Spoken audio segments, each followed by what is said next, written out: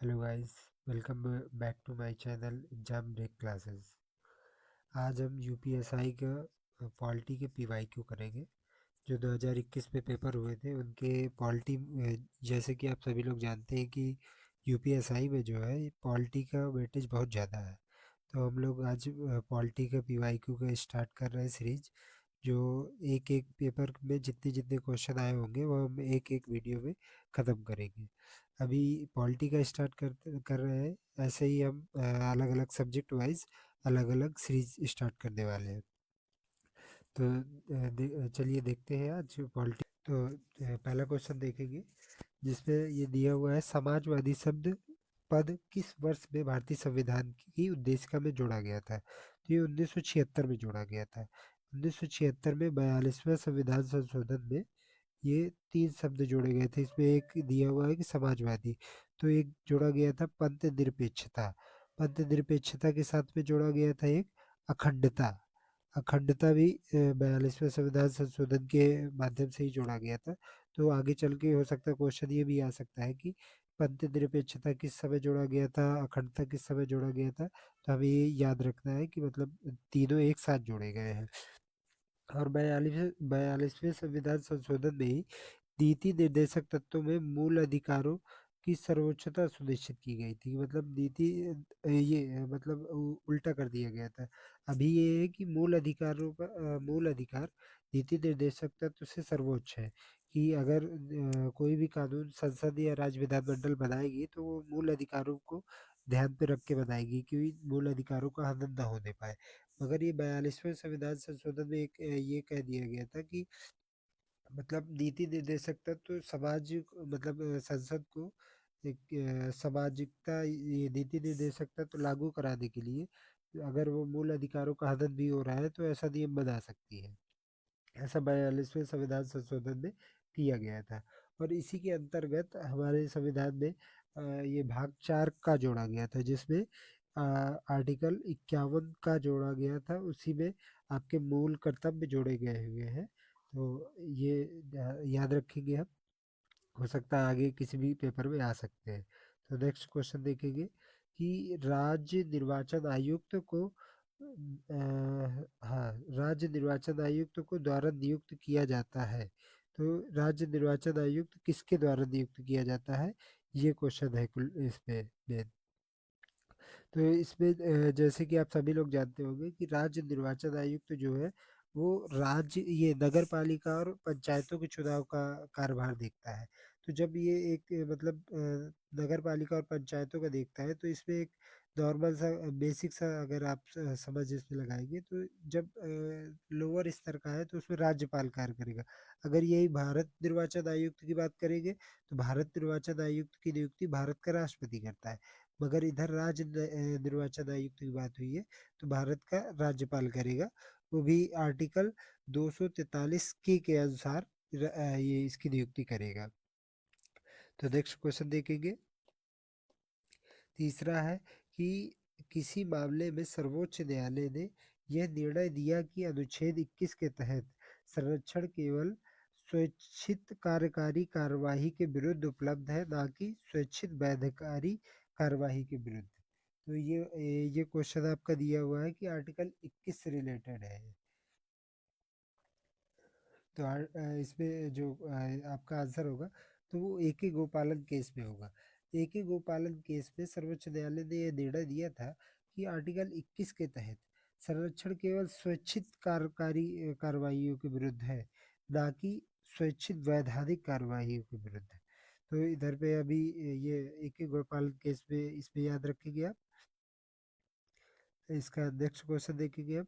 चौथा नंबर, तो भारतीय संविधान के निम्नलिखित में से कौन सा भाग अखिल भारतीय सेवाओं से संबंधित नहीं वो संबंधित है।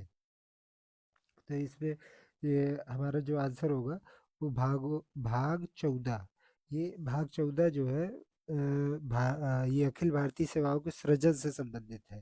तो इसमें पहली ये भाग 7 में जो है वो इसमें जो ये भाग 7 में दिया हुआ है तो भाग 7 के इसमें राज्य का वर्णन किया गया है भाग 7 में।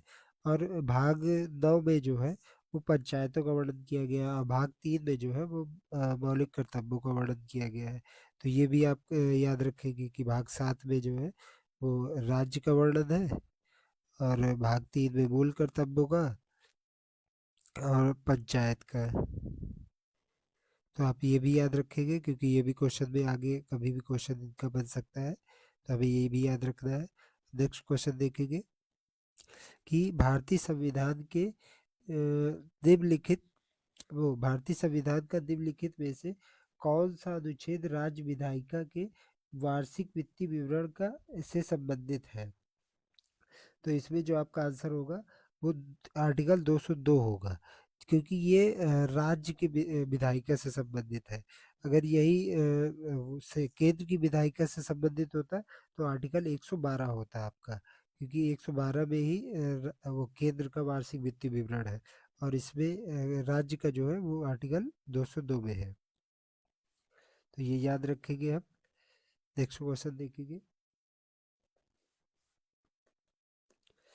किस संविधान संशोधन में लोकसभा और विधानसभा चुनावों के लिए मतदान की आयु जो है वो 21 से घटाकर 18 कर दी गई थी?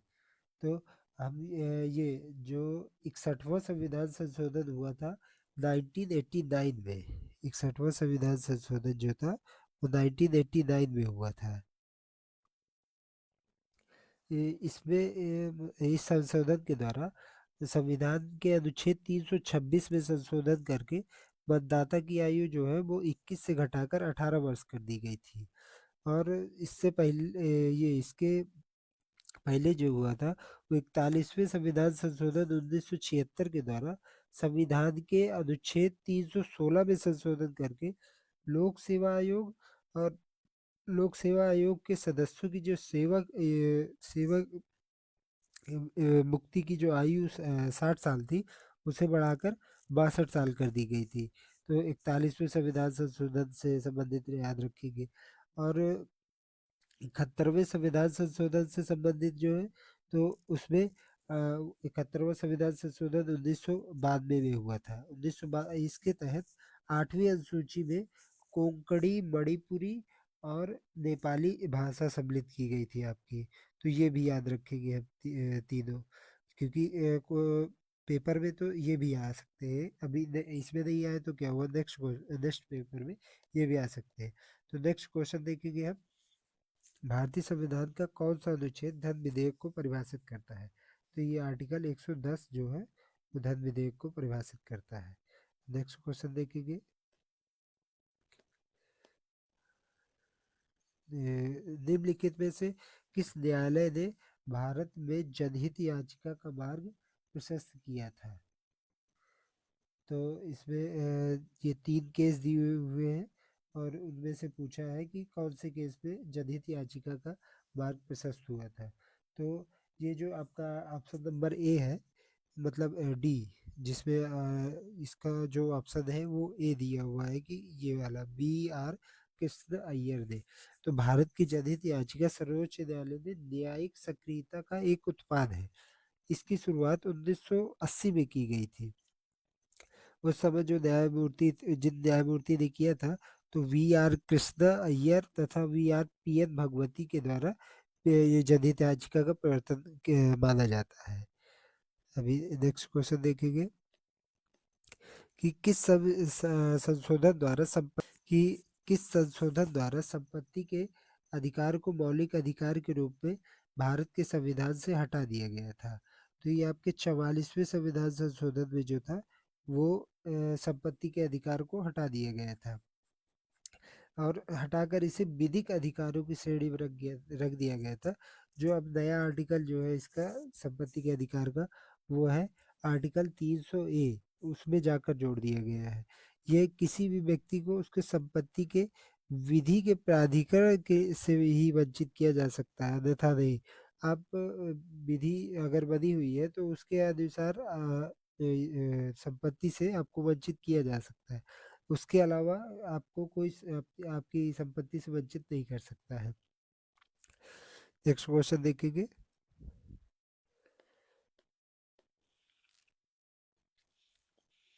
कि भारतीय संविधान के निम्नलिखित अनुच्छेदों में से कौन सा अनुच्छेद राज्य को राष्ट्रीय महत्व के स्मारकों की सुरक्षा का निर्देश देता है? तो ये आपका जो आर्टिकल 49 है, 49, वो आपको जो राष्ट्रीय स्मारक है उनकी सुरक्षा के निर्देश देता है, वो राज्य के लिए, कि जो राष्ट्रीय स्मारक है उनकी सुरक्षा राज्य करेगा। अभी नेक्स्ट क्वेश्चन देखते हैं।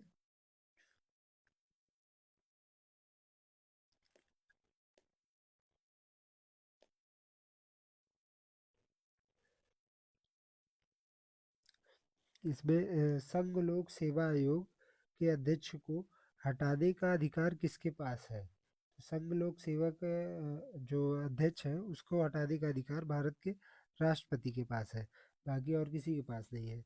इसका जो भारत के संविधान में अनुच्छेद दिया हुआ है 317 3 में प्रावधान किया गया है कि राष्ट्रपति संघ लोक सेवा के अध्यक्ष को सदस्यों को मतलब कुछ आधार उसमें लिखे हुए हैं जो उन आधारों पर हटा सकता है। जैसे कि एक आधार होता है कि दिवालिया घोषित किया गया हो तो हटा दिया जाएगा, या उसने राष्ट्रपति की राय या मानसिक या शारीरिक दुर्बलता के कारण पद से अयोग्य हो चुका हो, वो मतलब बीमार हो या कुछ ऐसी परिस्थितियां होगी, तब राष्ट्रपति संघ लोक सेवा के अध्यक्ष को हटा सकता है।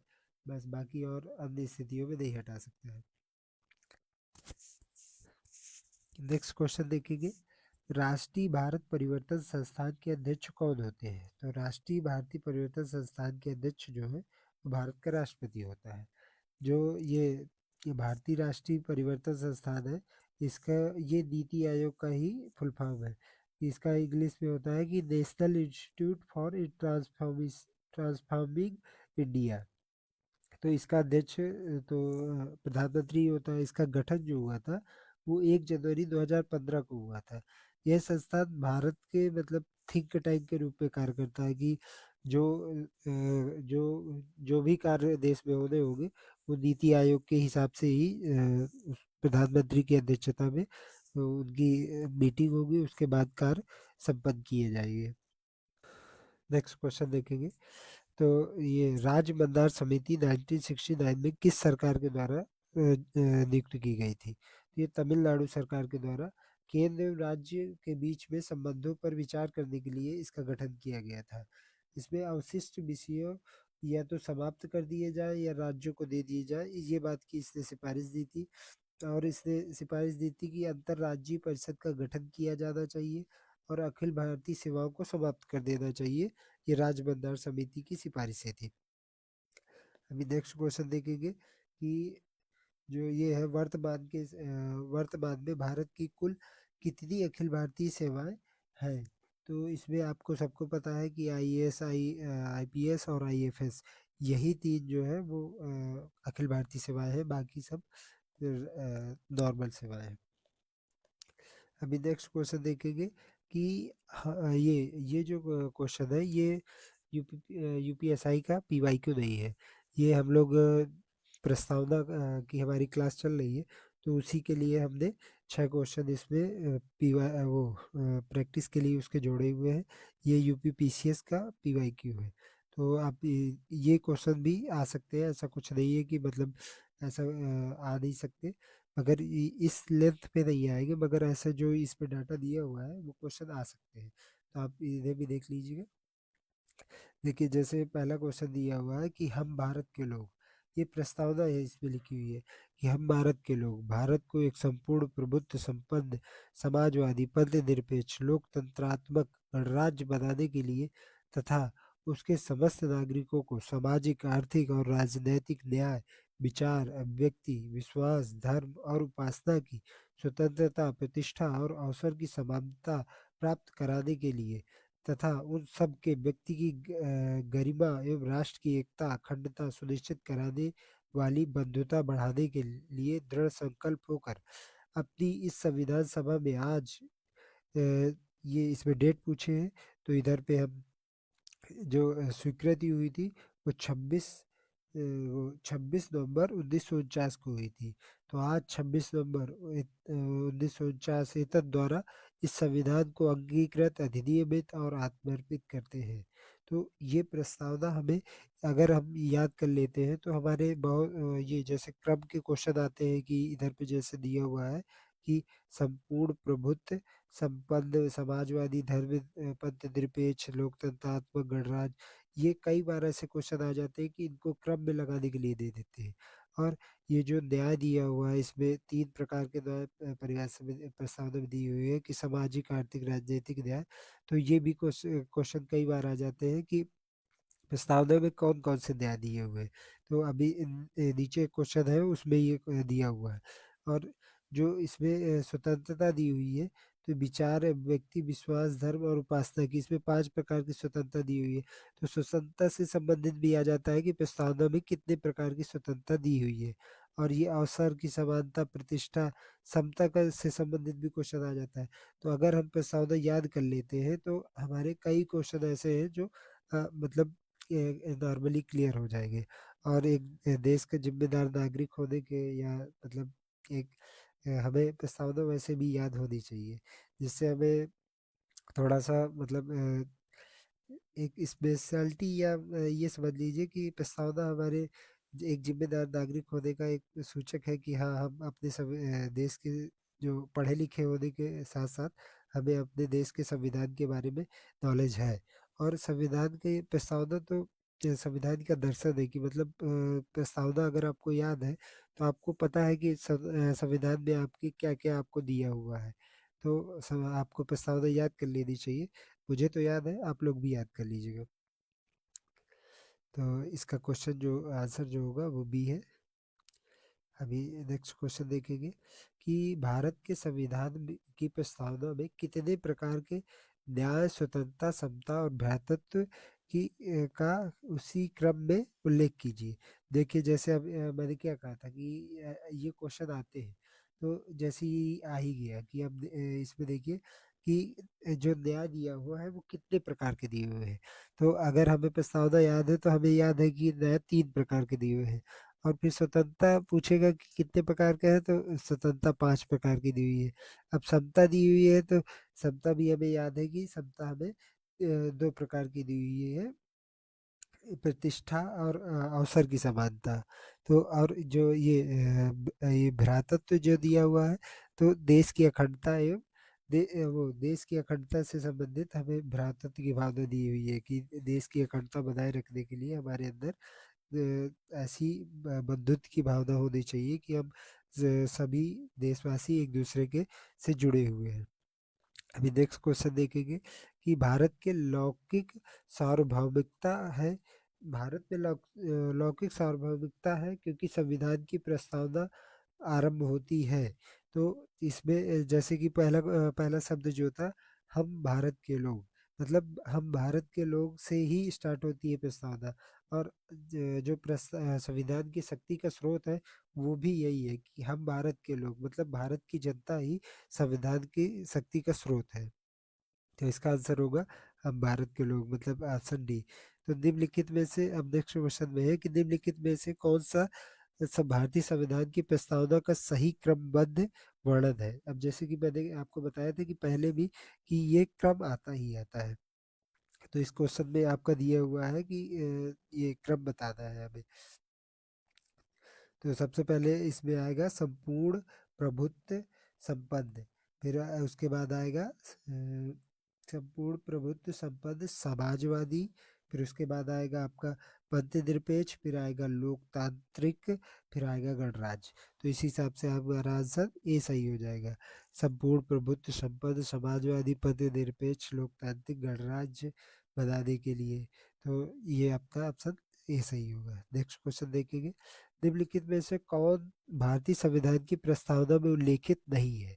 जैसे कि मैंने आपको बताया था कि न्याय आते हैं कि मतलब वो कभी कभी पूछेगा कितने प्रकार के न्याय हैं। अब जैसे इसमें देखिए पूछ लिया है कि सामाजिक न्याय, राजनीतिक न्याय और आर्थिक न्याय और धार्मिक न्याय। अब इनमें बताइए कौन सा न्याय उल्लेखित नहीं है।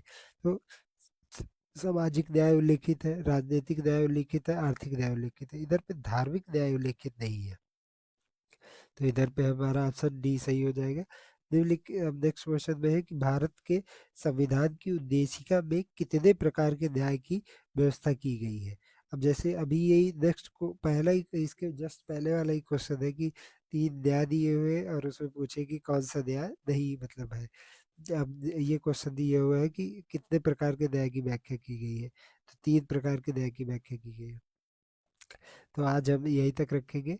नेक्स्ट वीडियो में हम लोग अभी आगे की इसकी एसआई की ही आगे की पीसीएस की सीरीज लेकर आएंगे। मतलब जितने भी सेट दिए हुए हैं उसमें हम हर सेट के जितने भी पॉलिटी के पीवाईक्यू है, हम डेली का एक सेट का पीवाईक्यू लगाएंगे।